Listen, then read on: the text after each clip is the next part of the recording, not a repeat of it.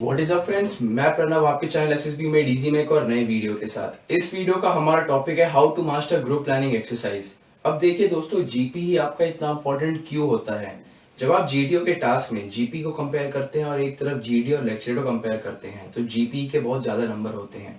इसका रीजन ये होता है यार, जीडीओ इस माइंड कंसेप्ट से जाते हैं कि यार अगर आप एक रट्टूत होते हैं तो आप जीडी और लेक्चर के टॉपिक रट के आ सकते हैं, बट जो आपका जीपी होता है वो आपका रीजनिंग एबिलिटी पे डिपेंड करता है, जो बंदे के विदिन से आती है, वो बंदे की लॉजिकल थिंकिंग और लॉजिकल अप्रोच पे जाता है। इसी वजह से जीपी अगर आप समझ सकते हैं तो आप मान लीजिए आपका जीटीओ के अंदर 30% की लड़ाई आपने जीत ली है। अब दोस्तों अब इसके अंदर आपका सबसे इंपॉर्टेंट एस्पेक्ट ये देखा जाता है कि आपकी रीजनिंग एबिलिटी किस हिसाब से है, आप किस हिसाब से कितनी कॉन्सेंट्रेशन से एक मैप को देखते हैं, उसे समझते हैं। और तीसरी चीज दोस्तों, उसी को मैप को आप समझ के अपने दिमाग में बिठा के उसका सोल्यूशन भी लेके आते हैं by keeping all the problems in a sense of major and minor. अब दोस्तों इसका मैं आपका सबसे पहले क्वेश्चन मेरे को ये आता है कि मुझे ये बताइए रीजनिंग एबिलिटी का आपको मतलब क्या होता है।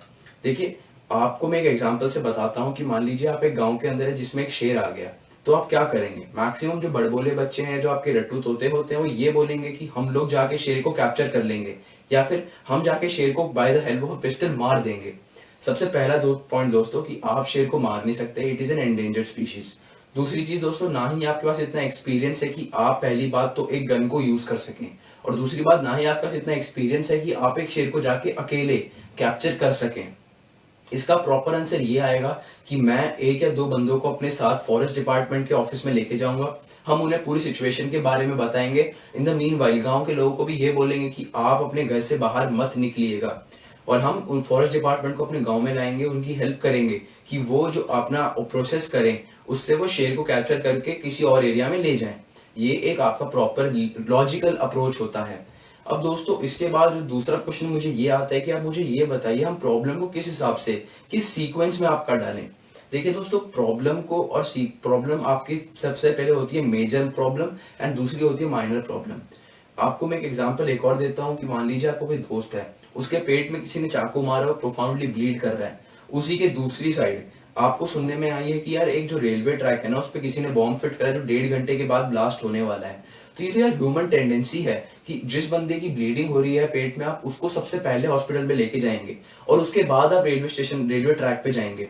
अब मैक्सिमम बच्चे बोलेंगे यार रेलवे ट्रैक से तो ज्यादा लोग मर जाएंगे हमारे, बट ये चीज भी देखिए, हमारे पास 1.5 घंटा है उस प्रॉब्लम को टैकल करने के लिए, वेरएज हमारे पास 1.5 घंटा नहीं है उस बंदे के लिए। उस बंदे को इमीडिएटली हॉस्पिटल लेके जाना होगा हमें।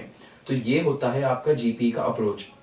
उसके बाद दोस्तों मुझे तीसरा क्वेश्चन ये आता है, यार मुझे ना डिस्टेंस और टाइम का सिचुएशन समझ नहीं आता। देखिए एज सच जीपी के अंदर डिस्टेंस मैटर नहीं करता। आप अब जीपी में जो भी प्रॉब्लम आपको दी जाएंगी वो क्लस्टर्स में दी जाएंगी कि आसपास ही होगा आपके। वेरएज जो आप टाइम की बात कर रहे हैं, हाँ जी टाइम इंपॉर्टेंट रोल प्ले करता है। आपको जिस टाइम पे असेंबल होना होगा किसी एरिया में, आप कोशिश करिए कि आप आधा घंटा पहले ही लोगों को उस एरिया में असेंबल करा दीजिए। दिस शोज कि you are having a punctual behaviour. उसके बाद दोस्तों हर एक प्रॉब्लम का सोल्यूशन इस हिसाब से इस सीक्वेंस में निकालिए, उनके टाइम के रिस्पेक्ट में।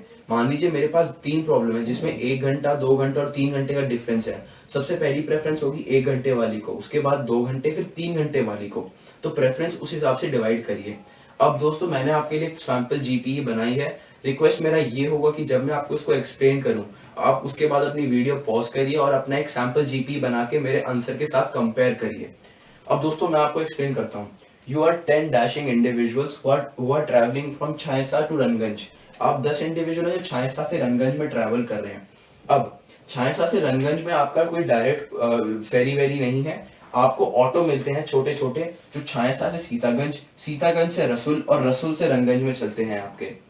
उसके बाद दोस्तों एट प्रेजेंटली आप यहाँ पर हैं, जो ये रसुल के पास आपका टी स्टॉल है आपका, और आप जब उस टी स्टॉल में बैठे होते हैं, आपको एक जो वहां का टी स्टॉल का ओनर है वो सिचुएशन बताता है कि मुझे सुनने में आई है कि रसुल में आपका 8 बजे के बाद, 8 पीएम के बाद आपकी डकैती हो सकती है।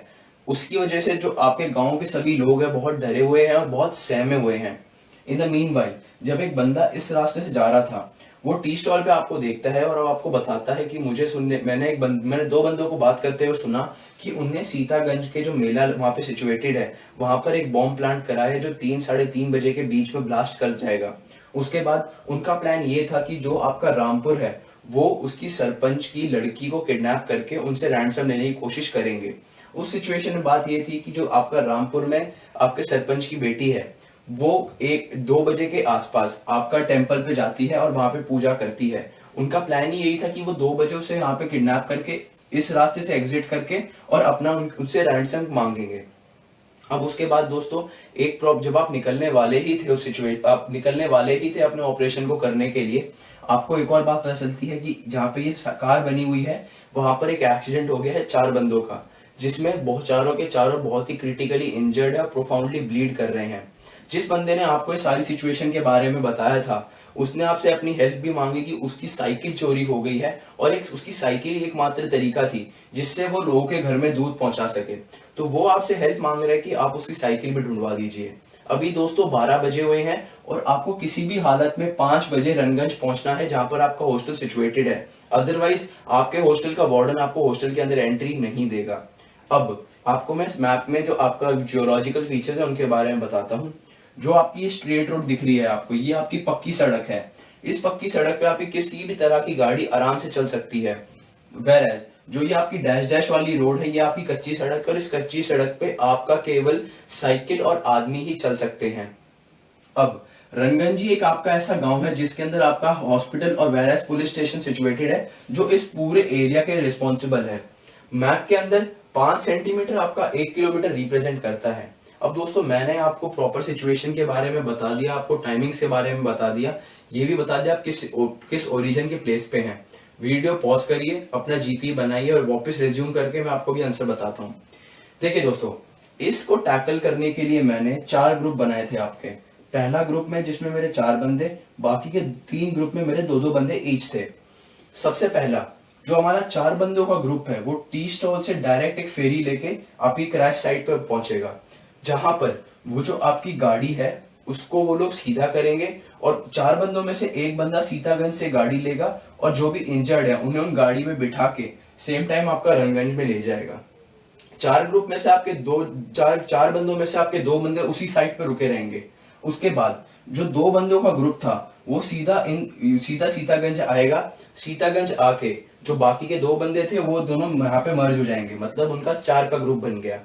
वो सीतागंज आएंगे, वो सीतागंज में मेरा अथॉरिटी को पूरे सिचुएशन के बारे में बताएंगे और उनकी हेल्प करेंगे जिससे वो पूरे एरिया को वेकेट कर सकें। और उसके बाद वो हेल्प करेंगे कि जो आपके जो सामान है, जो सस्पिशियस सामान है उनको लोकेट करें और उनकी घेराबंदी कर दें जिससे कोई भी उन्हें छेड़े ना और इवेंचुअली बॉम्ब स्क्वाड का वेट करें।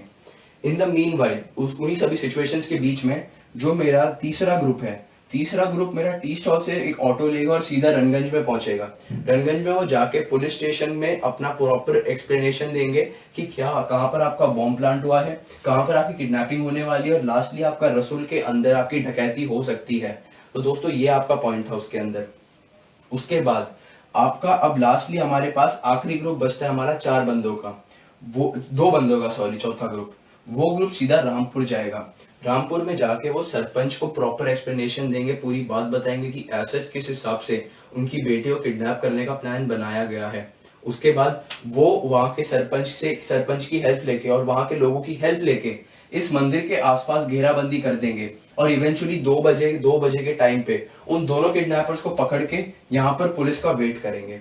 और लास्ट में दोस्तों हमारा सारा काम जब कंप्लीट हो जाएगा हम 4:30 बजे डायरेक्टली टी स्टॉल पे पहुंचेंगे और टी स्टॉल से फिर ग्रुप इन होके हम लोग अपना वापस फेरी लेके अपना हॉस्टल पहुंच जाएंगे पॉजिटिवली बाय 5 PM।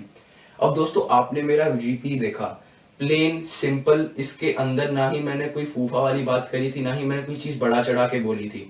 इसी में मैंने अपना नॉर्मल ग्रुप बनाया जिसमें से मैंने हर एक बंदे को अपना एक प्रॉपर टास्क दिया था और उनसे मैंने काम निकलवाया। एक चीज हमेशा याद रखिए, आप अकेले बंदे को कभी भी किसी जगह पे मत भेजिएगा, हमेशा 2 बंदों को भेजिए। क्यों? क्योंकि उससे दोनों बंदे एक दूसरे को मॉनिटर करते रहेंगे और दोनों बंदे ये इंश्योर कर देंगे हाँ जो आपने टास्क प्रोवाइड करा था उनको प्रॉपर टास्क किया जाए।